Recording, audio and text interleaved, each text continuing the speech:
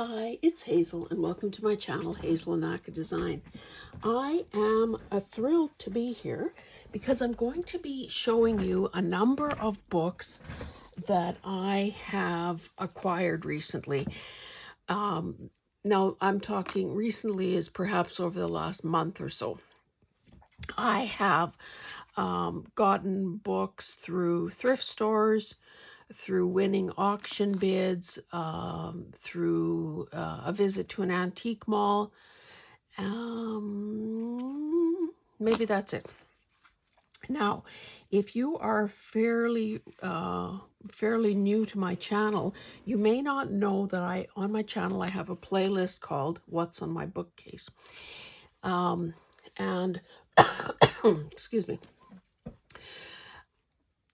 So I did that over several months a couple of years ago, basically going subject matter by subject matter by subject matter over some of the books that I was the proud owner of.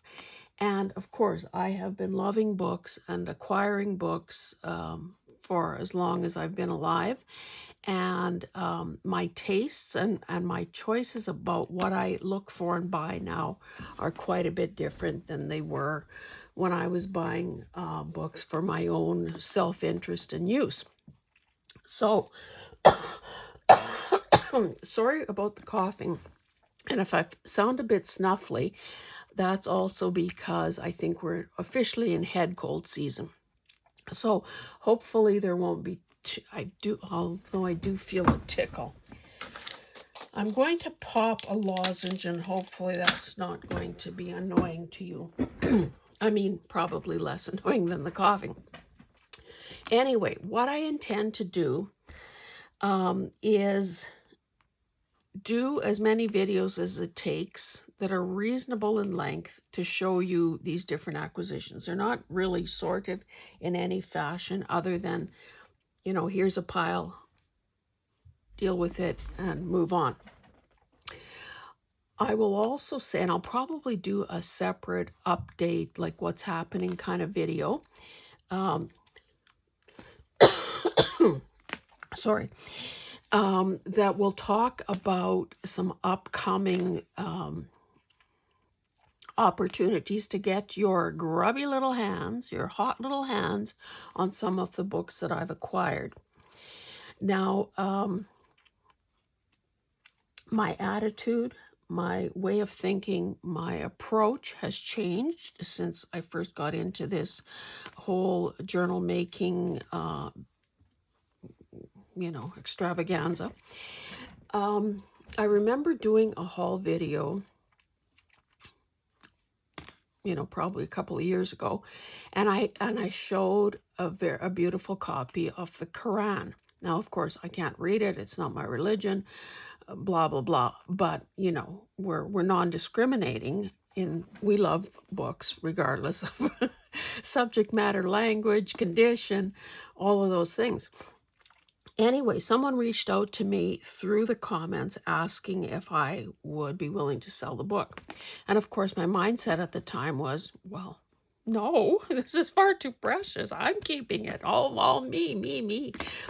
And that attitude has changed, clearly, because I can't possibly look at, appreciate all of the books that I have acquired. And it just makes sense to let some of these things go to new homes where, number one, they will be looked at, appreciated, and or used. And so let's just say off the top that if you see a particular thing that you're interested in, don't hesitate to reach out to me through email to say so and ask if I would part with it and what the price would be and so on. Because I'm certainly willing to entertain any of those kinds of questions. I should also say that typically these kind of videos I would always schedule for a Thursday, and I'd use the hashtags Thrifty Canucks, Thrifty Thursday, and Thrifted Treasures. And those are all people that I, who have created those hashtags and blah, blah, blah. I think in order to get through this and to be aware of timing, I'm going to just randomly upload them. Number one, because I'm back from my retreat, and because I need video content, but more importantly, because there are a couple of big things coming up. Now, I've gathered my courage in both hands, and I have had a little one-on-one tutorial with Carol from the Crinkled Path. And on November 8th, which is a Friday, I don't know my time slot yet, but I will be taking part in the Christmas Hop live sale through District. Now, you can watch for, there will be a thumbnail coming that will be on my community tab, as well as I'll put it on Instagram and so on. And it'll be a series of different sellers. We get an hour each to do a live auction of our whatever, we're choosing to sell. And that particular theme that day would be Christmas. So I know I'm going to have some Christmas books, plus other things, of course. And I would also encourage my Canadian friends or Canadian subscribers, Canadian viewers, Canadians in general, to, check it out, because frankly, the shipping would be, more attractive to Canadians since I am in Canada. And, it may be items that you can't find locally. So there's that. Then on November 14th, which is a Thursday, I'll be a guest seller on Angela, the Traveling Crafters channel. That's a YouTube sale. So that will be more, I don't know if there'll be Christmas, but it'll certainly be a wider variety of things. And if I survive my first live sale experience on the 8th, then I may just start doing my own live sales that way. Now, that's a heck of a lot of talking before actually even showing you anything. I picked this book just to have on screen here because it is gorgeous. I don't think it's old. It certainly almost feels like it hasn't been opened.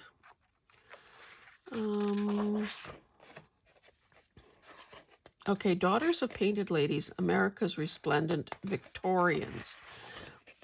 1987, so it's not that young anymore. Oh, I didn't pull out a ruler.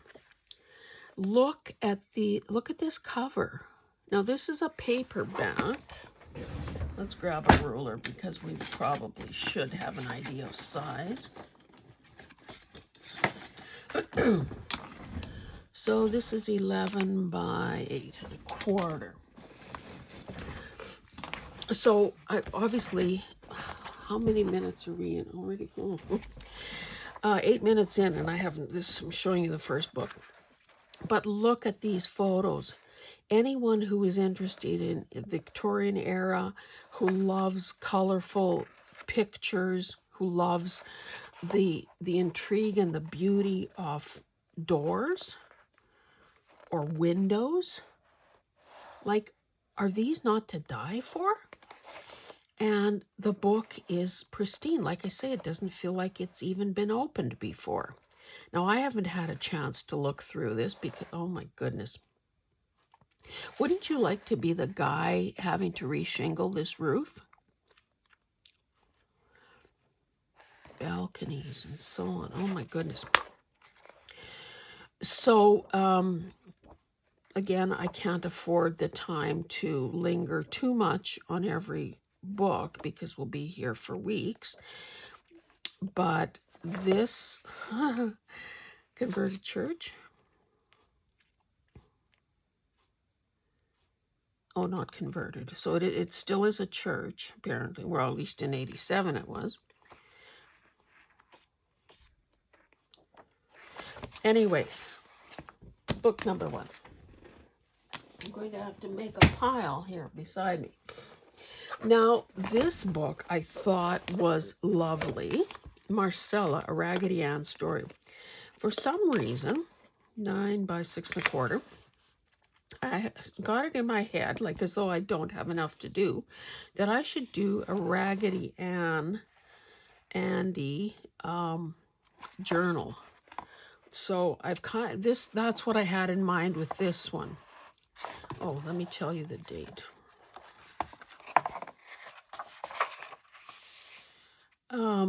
Look at the lovely illustration. 1929, and then the copyright was renewed in 1956. So clearly I can't digitize any of this because that would be against the law. That would be copyright infringement. But just look at this book is beautiful with the illustrations, those colorful. I didn't even know they did illustrations or colors like that in the way back when, in 29.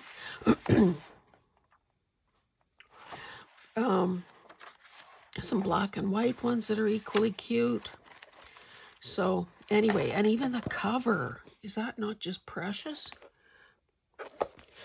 Okay, keep going. I won't spend too much time on these kids' books, but again, keeping with that theme, Raggedy Ann and Andy, here's a little golden book.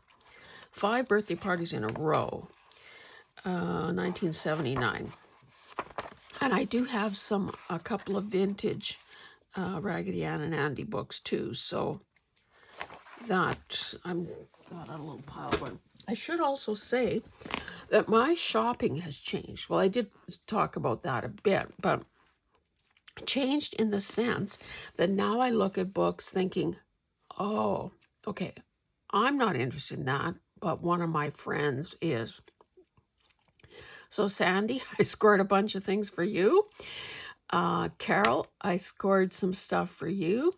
And Kim, I found something for you. So naturally, I'm not showing any of those. Okay, next time I will, an Old English Tale. Just really great condition. I thought there were enough images here that would fit in a vintage or a rural or a farm type journals, so that's why I grabbed this one. Fancy Nancy, I didn't even, again, my kids are grown. I only have 2 grandsons. They live in the States, and they, boys are different. Let's just face it. Nobody there is, well, one is a teenager, and certainly the younger one is not going to be reading Fancy Nancy. So I didn't even know about this series of books, but I think it's a favorite of Sandy's. I don't know if it's because of that wild hair or what, but I did find a couple Fancy Nancy's. So I just thought that they were kind of cute. I don't know. I try not to be, prejudiced or bigoted in any way. But I have to say that there are definitely some styles of illustration that I gravitate to and others that totally turn me off. And the book can be very desirable or whatever, but if I don't like it, I don't like it. Let's just say that. Alpha Bakery, a children's cookbook, 1997. Oh, this was okay, produced and published by Gold Medal Flour, a General Mills product, I guess. And they have, so they must be using different cereals as ingredients in here because they go over the copyright of their different cereals. But isn't this the cutest?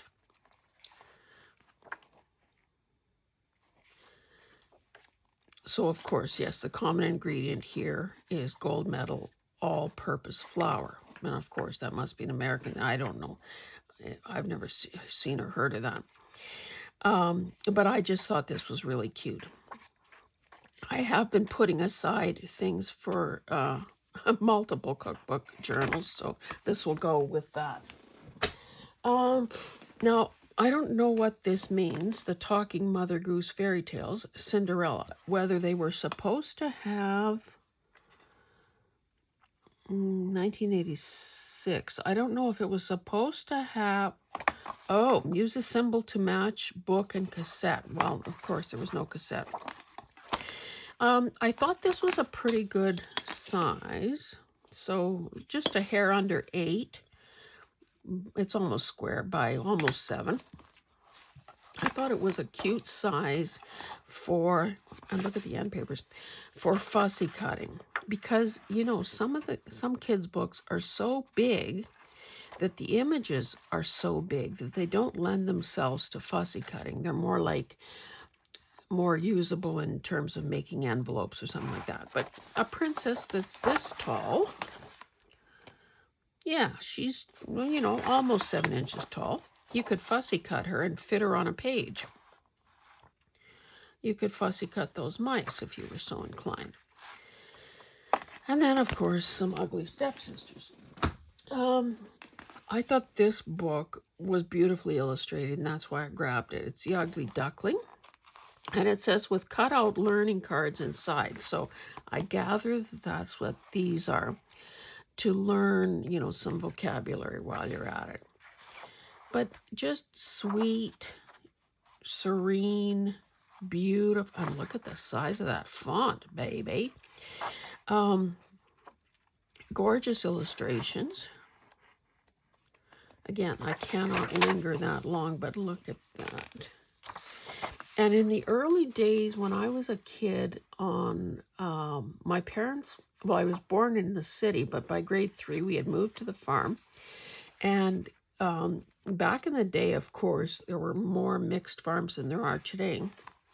So I lived through the era of, you know, getting your order of baby chicks. I don't think we ever had ducks or geese, but we definitely had baby chicks. The cutest things ever. And cows and pigs and so on. So yeah, this is a bit nostalgic. Show you a couple more. Frida Kahlo, Little People, Big Dreams. Now this book too is pretty well mint, 9.5 by 7 3/4. I guess I shouldn't stack them up really. But, like, I mean, there's the unibrow, of course. But the images, again, I guess these are other books in the series. I don't know if I don't think I have any of the others. Although it would be good to do that. I didn't really know the Rita Kahlo story. I didn't realize how handicapped she was by a bad accident when she was, okay, what was it? A bus crash. Broken collarbone, ribs, and pelvis. And this all happened in and she also had polio. Anyway, so she overcame a lot of pain and suffering. I don't know why these people are just so darn cute. Anyway, so I'm not sure what I'm going to do with this. You know, maybe this is one of those that, you know, comes up for sale because it's so, you know, it should be in the hands of somebody doing a Rita Kahlo project. And again, I have to start prioritizing how much I can possibly do. Now, I grabbed this one, 9 3/4 by 7.5, because of the illustrations. And only when I got home did I realize that this is a Walter Foster book. So we know that that's the sort of the brand name or the personality or whatever. I guess he was a real person behind those really big art books. But it's kind of nice to know that the name and the brand continues. And it's not just, you know, landscapes or whatever from the 50s. So looks like this is a 2013. Great opportunities to fussy cut those girls. And again, the size would be something that would easily be usable. Well, she'd be pushing it at 8 1/4, unless a person did a tall skinny. But look how darn cute. Plus these smaller black and white and sort of progress type images. I'm almost done with my lozenge. These are cute. Even this whole idea of, and who doesn't love a color wheel and sort of swatches? I just thought that was really cute. Now, I'm not quite sure where I bought this. DK Publishing is a pretty good brand in terms of imagery. 9 1/4 by 7 5/8. I guess I thought that the photography was good, as tends to be the case with DK books. Okay, this is 2016, so it's not old. But there would be fussy cutting and collage fodder here for days. Not to mention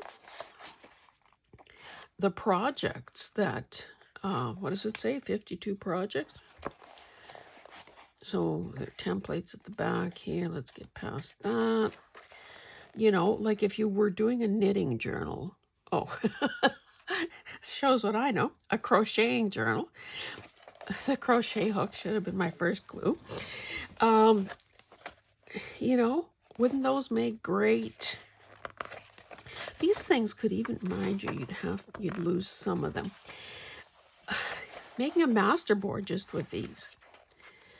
Okay, there's knitting. But again, these full page illustrations that are so kind of the moment in a sense. And great ideas also for, or great images for using in glue books and art journals. One of the things that I'm going to be doing a video showing everything that I did a sort of a handheld camera short video while I was at my little retreat in Canmore. But of course, without a camera holder, blah, blah, blah, decent lighting, it would have been foolish to try to do anything more than that. But I do want to do a video as I unpack my suitcases and stuff to show you some of the real things that I did. That's a goofy sentence. Real as opposed to imaginary things I did. To show you, the progress that I made on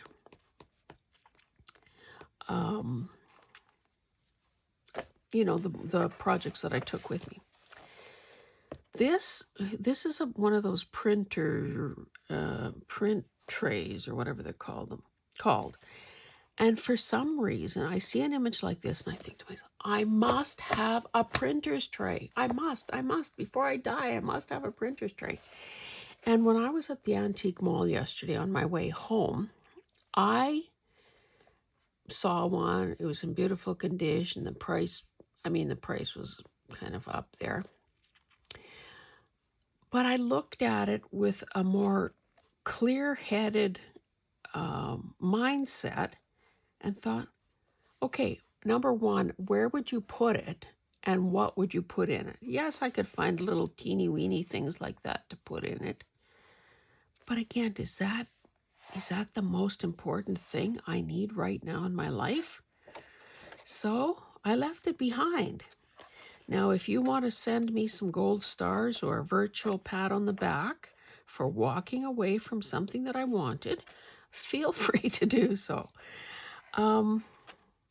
I was very careful and conscious, as opposed to unconscious, in the shopping that I did. Number one, for the sake of money and the sake of space.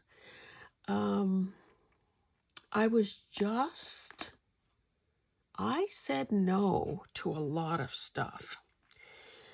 Okay, kirigami, greeting cards and gift wrap. Now, kirigami, why exactly? I just said, how proud I am of myself, 2004. And then I go into, I'm not sure why I bought this book. Okay, let's see what kirigami is. The creative art of paper cutting. Surprisingly easy craft that only requires paper. Well, who doesn't have paper? Scissors and sometimes glue. So I think I bought this as kind of a resource for myself to teach me how to do this. And again, this book, I don't think it's been opened before. So grab that one. So that will go in a separate pile. Oh, grab two here. Adventures in Art. Art and craft experiences for 7 to 14-year-olds. I don't like this ruler with that little extra bit there. I should pick a better ruler. Although we're not splitting atoms here. 8.5 by 11. Fancy that. And landscape.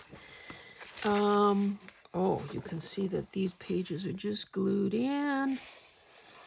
1990. Now this has that,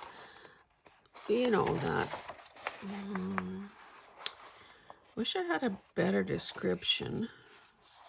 That paper that is sort of, well, soft and smooth and creamy and I would say absorbent, for lack of a better word. But look at all the illustrations. Look at the nice, bigger, bolder headings and, chapters and titles that could easily be fussy cut.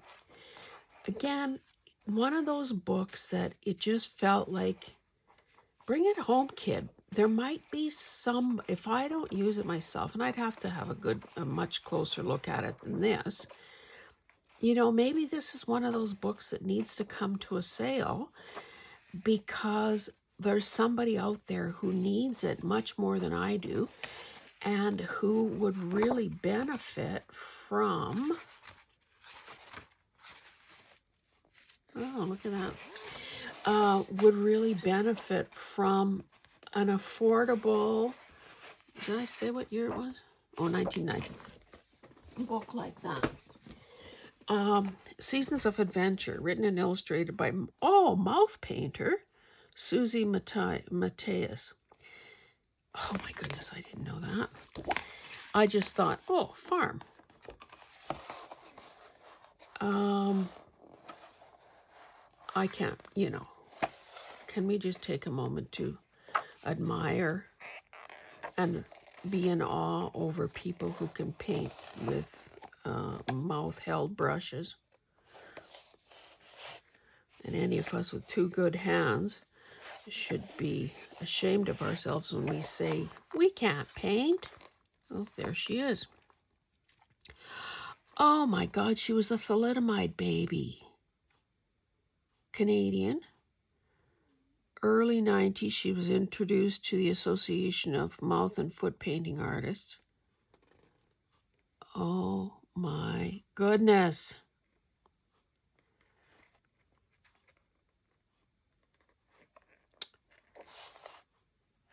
Anyway, lots of great images for a farm journal, a wildlife journal, a chicken journal. And again, the beauty of the horizontal page. There's nothing to show you here other than it's kindergarten writing papers. The whole book.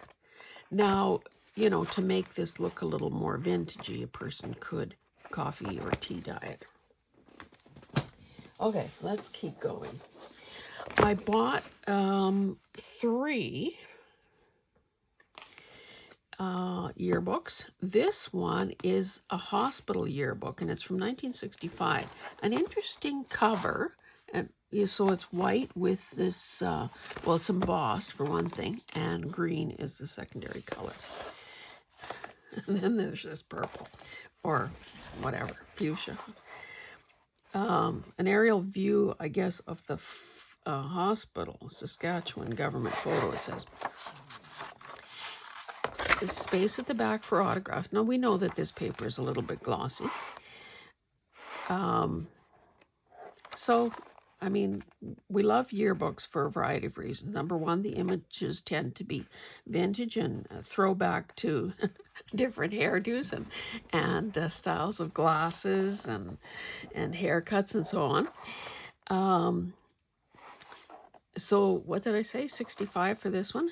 Now, of course, because student bodies were doing the layout, typically the ads are not, probably the greatest we've ever seen, but they are reminiscent of a particular time and space.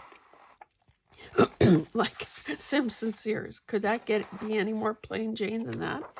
Anyway, let's move onward. How about a bow tie? Now, these are all instructors, if I'm not mistaken. Sorry about that. What's SPNA? Don't know. But here, remember when nurses wore those caps? Remember when doctors wore ties and white coats if they were male? Look at the hair.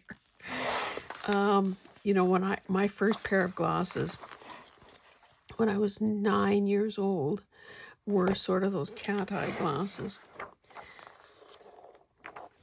Should have saved them. When you're as old as I am and have been wearing glasses for that long, I'd have like 2 drawers full. Again, those nursing. Anyway, you know what a yearbook looks like. Let me not belabor that. This one is 1966. Now, ooh la la. Look at the corsages on those girls. Okay, let's see what joint this is from. Oh, Olds, which is now a college town in, I would say, the southernish part of Alberta. And I remember when I was a young mother, the province, of course, there seemed to be more money for some things at that point, in more government money for some things. And there was because of course the campus sits idle during the summer, so there was a summer program at Olds College for adults, and it could be anything from knife making to, well, I took calligraphy there one year. Another time I took paper making, and for those of us that were young mothers, there was also a kids program that went on. So my son came with me to one of those. Anyway, that's my little detour into Olds. So this paper is great because it is matte. And of course, oh, look at that. Teen Queen, 1965. So, yeah, there is so much to be grateful for in a yearbook. Even that. This, I didn't flip through this one. I just grabbed it because of the age. Oh, and look at all the signatures. Yeah, some are definitely better than the others. I won't show you the third one right now because I started cutting it up while I was there. So I'll show you that in one of the progress videos. Art journaling. Now, I don't know where I put the other one. It might still be in a suitcase I haven't unpacked. But anyway, I grabbed 2 of these art journaling magazines. Now, this is a Stampington and Company publication. Not old necessarily, 2021, so that's pretty new.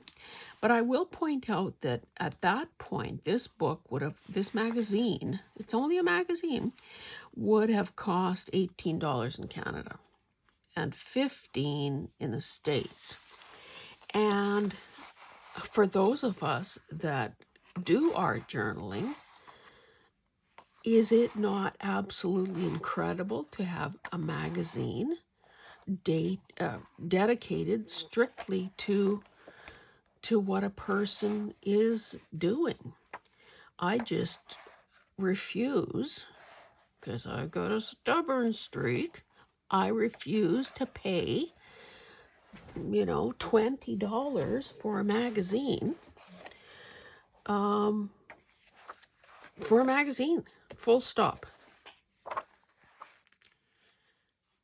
So, it's just ideas upon ideas upon ideas. And of course, there are also ads.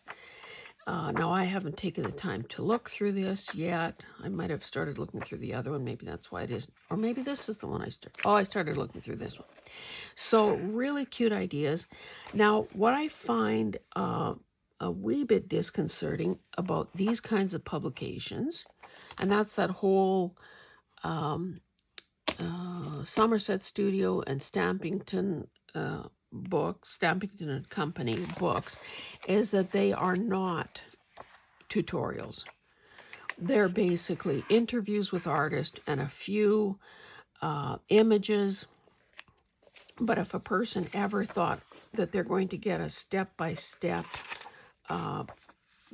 lesson in how to recreate that, you're barking up the wrong tree. Let's keep going. And I should check the time. Oh, we're 36 minutes already. My baby book, a first 5-year diary. Like so many of these books, baby books, maybe the mother got one as somebody wrote 2007 there. Somebody might have given this as a baby shower present or something. This one, okay, first published 2001, and then it was reprinted several times, so I guess this is the 2006 version. I just bought it for my own benefit, not because I expect to be a nana for a third time, but because they're, when I've done baby books for baby journals, it was really nice to have some of these kinds of pages to include, even though it's too big as such. So 10.5 by 7.5. They could be folded and put into pockets or whatever. Plus, cute stuff for fussy cutting. Use half the page and turn it into a pocket, or use a full page and turn it into. But look at how cute this is. You could, cut this part out, attach, back it, and let it become a pocket or a flip out or something in a baby book. So this will just be kept intact with my baby stuff. I was drawn to this one, Nighty Night, 11 by 9. Margaret Wilde and Carrie Argent, because of the cover, because those are farm animals. A lot of these very big books have very few pages. They're not even numbered. That's how few there are. But look at those images. Now, an animal tea party, wouldn't that be great? Wee, wee, wee. Look at that nest full of chicks. A mallard. Some sheep. Those must have escaped from Sandy's farm. Look at the pile of pigs. There's a lot of mixing of species here. Anyway, you get the idea. And can you tell I spent quite a bit of time in the kids' book department?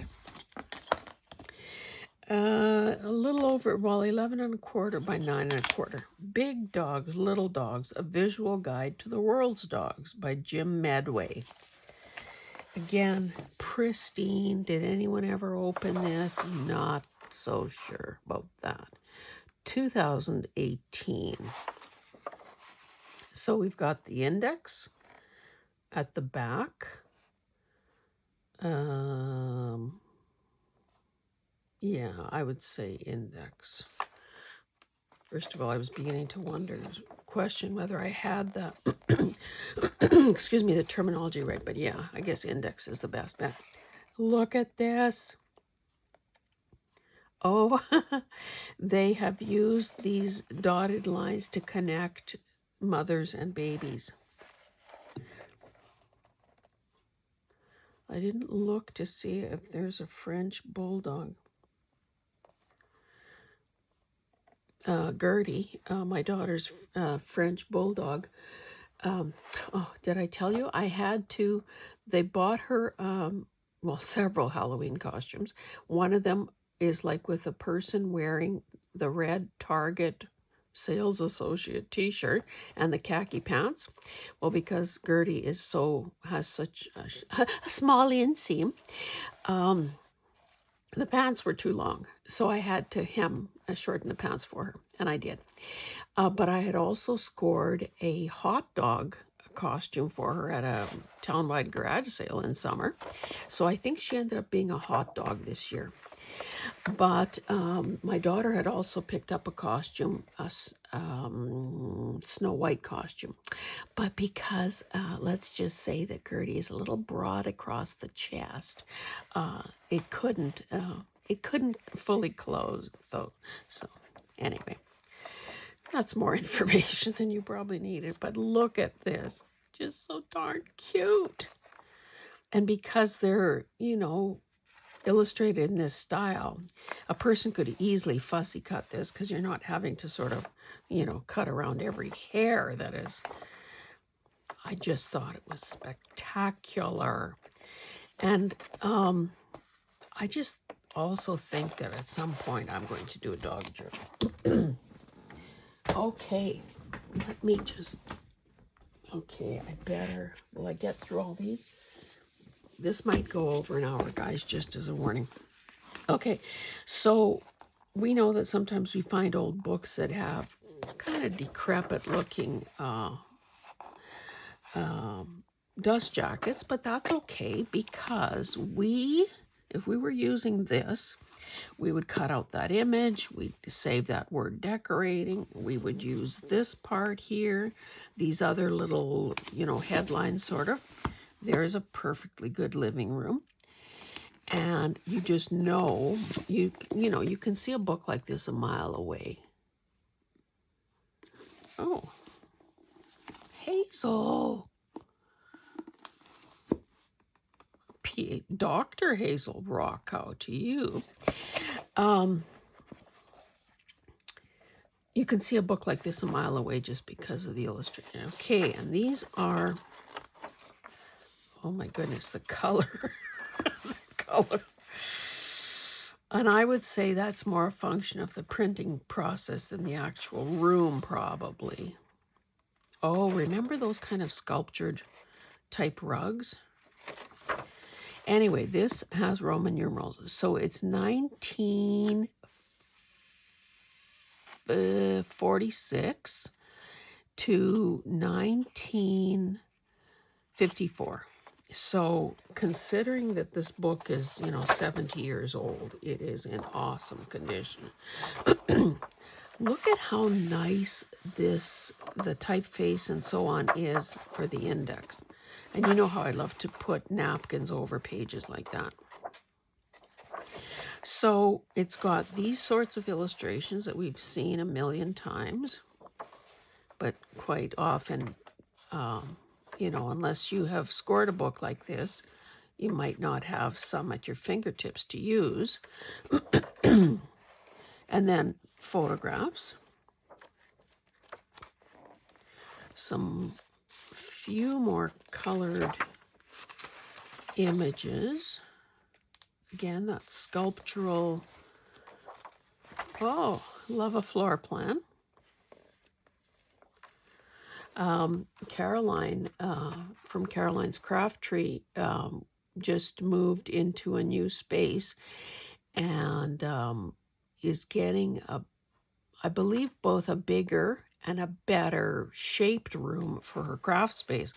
So when we were corresponding via email, I said to her, you know, if you've got time on grid paper, it would be great to do a layout, like measure your key pieces, like your desk is blah, blah, blah, blah, blah, blah, blah, bookcases, whatever else, whatever other bigger, heavier pieces you have, and move them around on some grid paper. I know I have done that in the past anytime was doing a rearrangement. So for instance, like this, because it's so much, you think that when you look at a blank piece of grid paper like this, you think just, oh, that's so, my room is so big.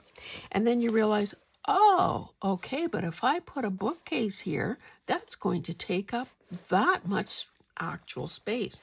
And then you realize, oh, and I need 3 feet to be able to walk through there. Oh, and the outlet is over here, not over here. So it's just so much easier to do your rearranging and your configuration with little paper cutouts than it is trying to convince a spouse that, okay, no, it didn't fit there. How about if we try it over there? You know, so anyway, I don't know whether she took my advice, thought I was out to lunch, or ran out of time, or who knows what. Although she did say that her sons, bless our children, were going to be doing the heavy lifting. Look at how cool these are. Again, wouldn't those make cute journaling cards? Like if a person was doing an interior, or maybe because you wouldn't want to lose them. Create almost like oversized slides so a person could see both sides, or little mini flips. Yeah, mini flips. So that you get the advantage, another color wheel, so that you get the advantage of both sides. Anyway, it took too long on that one. Sorry. Wildflowers of the Prairies. Now, I couldn't, I believe that's a trillium, which is the provincial flower in Ontario.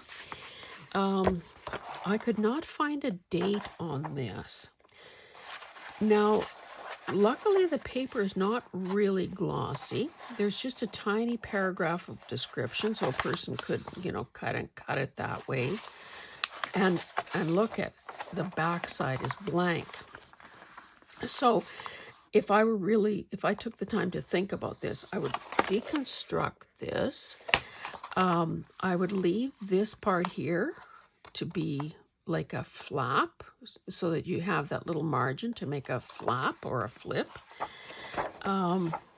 And you could keep that intact, or you could cut that little square out and superimpose it over the image to save space. Let's see, how wide are these? Yeah, those could even be pockets. Okay, then on something like this, beautiful, by the way, those could be journaling cards. And again, there's enough space, like in this case, to put this on top of there. So your viewer or your book owner, oh no, that's that's a viola, not a trillium.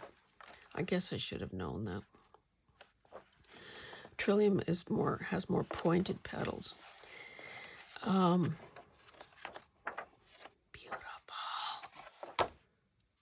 And it did say prairie, so Ontario is not prairies. This is quite a new book. Ace Bakery Cookbook, Recipes for and with Bread. Not that new, 2004. well, that's 20 years. I liked the idea that it had a bread theme to it. Did I need a cookbook? No. Would I ever make anything out of this book? Never. Never, never, never. It does have scripty kind of font in it. And, of course, you know, plating became an art form. I don't know back in 2004 necessarily, but it's certainly, you know, there's a reason that pages like this are called food porn, because they're just so lusciously staged and photographed. Anyway, if you've seen one cookbook, well, not quite. This book, A North American First, the Cultural Wedding Planner, 14th edition, culturalweddings.com. Now, I didn't even know such a thing existed, but would you have left this book behind? I doubt it. It is a hardcover, and it is, now the pages are glossy, 2018. But look at those, oh, there's kind of, well, these pages would be fine. They're like a checklist almost, you know, like a worksheet. And those are more matte, I guess, so that a person could actually write on them. So there's quite a big section of that. So, oh, so there are also ads in here. Bed Bath & Beyond. Photographers. Limousines. And of course, with all of these ads, like if you needed images of rings, there are 6 right there. If you needed a little Cinderella type carriage, there is that choice. If you needed a bride and groom in the back seat of a limo, there you've got it.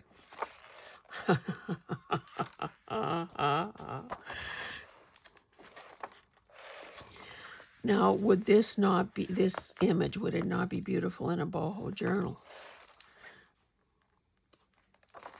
More rings. Some henna type images. More henna. More henna. Beautiful. These women are so beautiful.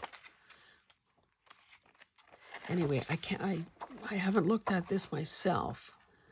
But again, Fussy cut her for a boho journal. Again, this seems to be largely ads, which is kind of crazy when you think about it.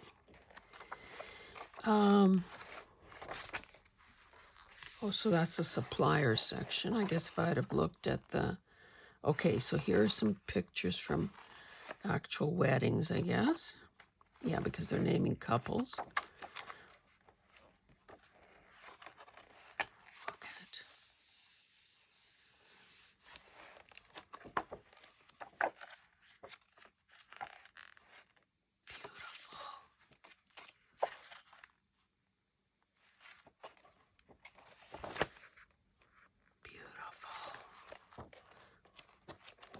Anyway, I've probably spent a little too long on that one.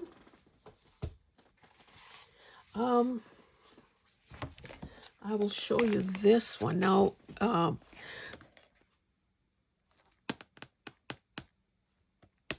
the lady at the thrift store was trying to tell me what a good deal I was getting, because this book, new, would have cost $33. And I said, well, let's not forget that we're almost into November of 2024. So I don't think that it's that big a deal that I'm getting here. So, but of course, did she lower the price for me? No, she didn't. But I just thought that this was so beautifully illustrated. Like, that's kind of an Edith Holden-esque kind of, and I don't know how many of these full pages are. Okay, there, there, there. Now, some of these could lend themselves to fussy cutting. I don't know that I would really want to go, you know, something like that. That would be crazy. But beautiful, beautiful, beautiful. Never so sure about the sea images, because again, Prairie Kid.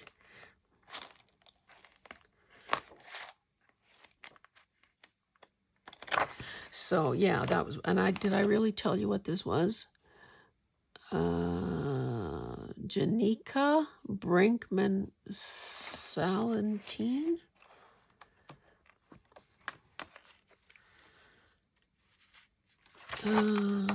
Well, I guess that's all it says about that.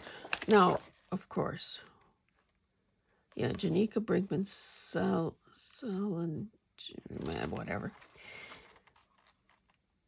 I don't think that you're going to rush out and pay $33 for this. So who are we kidding? You need to find it used. I actually read this one last night.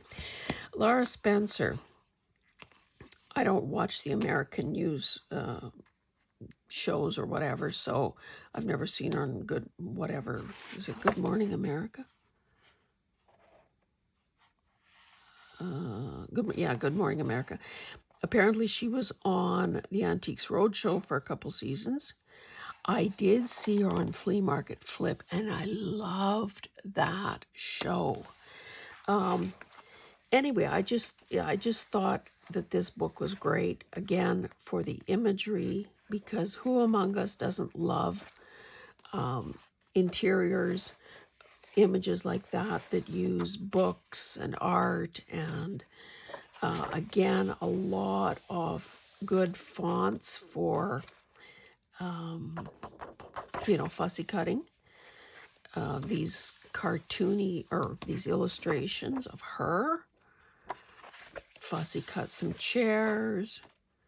So, this book I'm going to have to take a second look at and decide, do I keep it or do I sell it?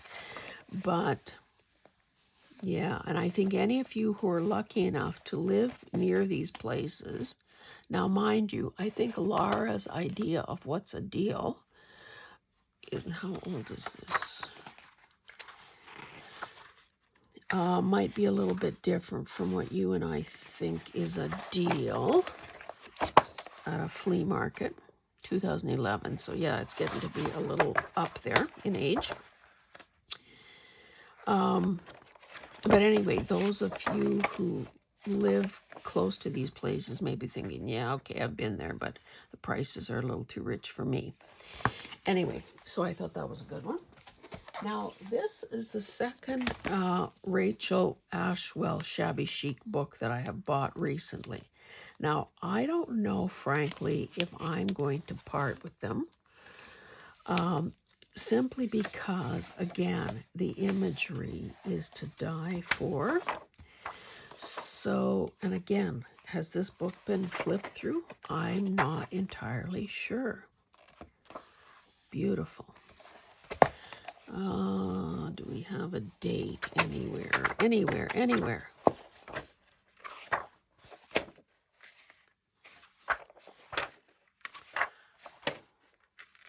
Apparently not. Maybe I missed it. Look at those hats. I recently bid on some vintage hat lots in an auction.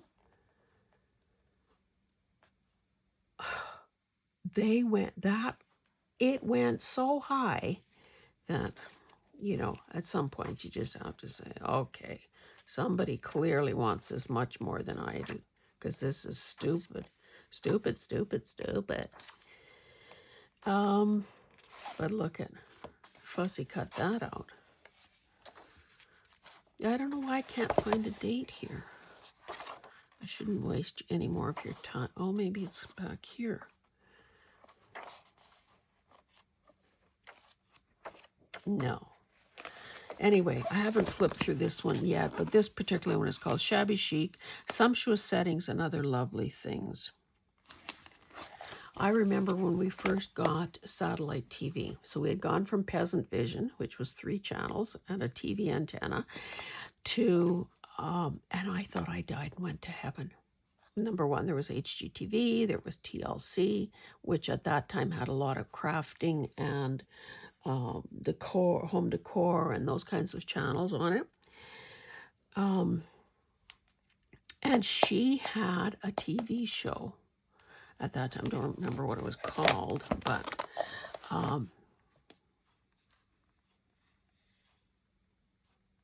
yeah. Doesn't say anything there that would help me. Anyway, okay, one more and we're going to call this video done. Okay, this is a big book. Hardcover, over 11 by almost 9.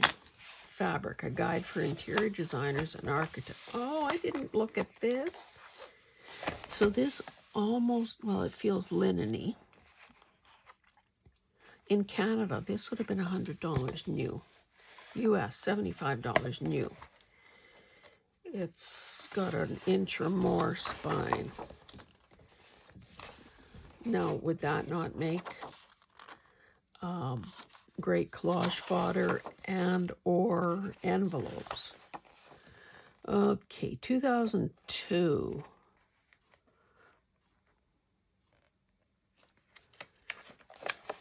So, pages are a wee bit glossy.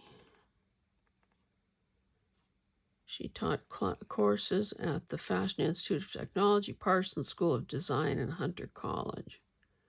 She's the author of Textiles, a handbook for designers. That would probably be a great book, too. Okay, so index and glossary pages, some tables. Okay, that's all the appendix. So, look at these lovely interiors.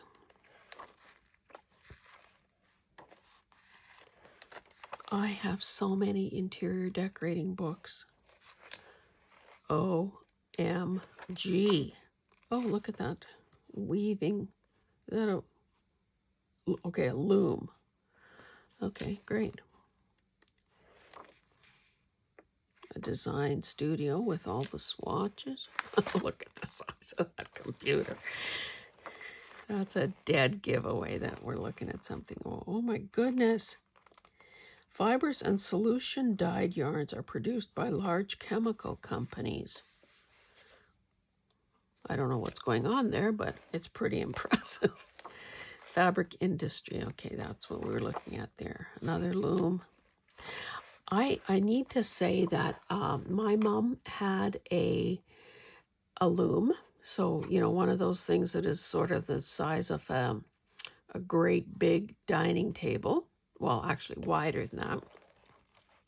And she used to cut, she used to make these balls of fabric strips. So using chenille bedspreads, those sort of woolly cotton, those cotton blankets, you know, with the stripes, pantyhose, and other similar type fabrics to make rag balls. Now, I think the strips were about an inch wide. And then she would make rag rugs on that loom. So, of course, that thing is a bit of a monstrosity. So when she passed away, okay, what do we do with this thing? Do we try to sell it? Do we donate it? Blah, blah, blah. Anyway, my daughter spoke up for it. So, of course, has she made any rugs yet? Well, hell no, because part of that machine is here. And I think part of it is in her garage or her basement. But we know that those rugs are pretty well indestructible and are prized for their hand. Like, I mean, that was recycling before recycling was hot. If you've ever seen a handmade rug, like a rug like that, made on a loom with the tassel ends, made out of pantyhose. Those things are, number one, they look pretty cool because it's shades of, brown and taupe and beige. But they are very indestructible. And luckily she had a good eye for colors, so there was nothing very garish or ugly. Because you choose you choose things that go together. But look at all the possibilities here for fussy cutting, for making pockets. And the pages are not really glossy, which is a pleasant surprise. So these would be perfect pockets. The landscape.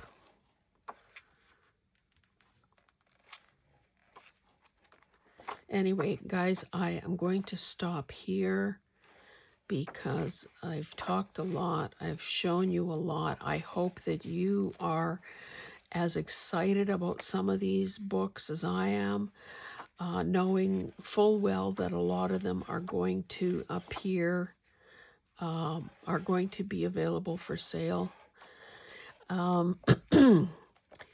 Now, I should tell you that the next batch, look at those sheep.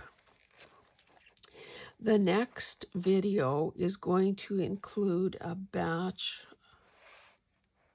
Oh, has anyone been in a hospital room that looked that good? I don't think so. It almost looks like a homemade quilt. And come on, a valance and pinch pleated drapes, no. A lamp like that, no. Like who are we trying to kid here? I guess they're showing possible scenarios, like this looks like a waiting room. This is an office setting. Oh, I started to say what's upcoming. So there will be a batch of vintage books. I can see them from here. Oh,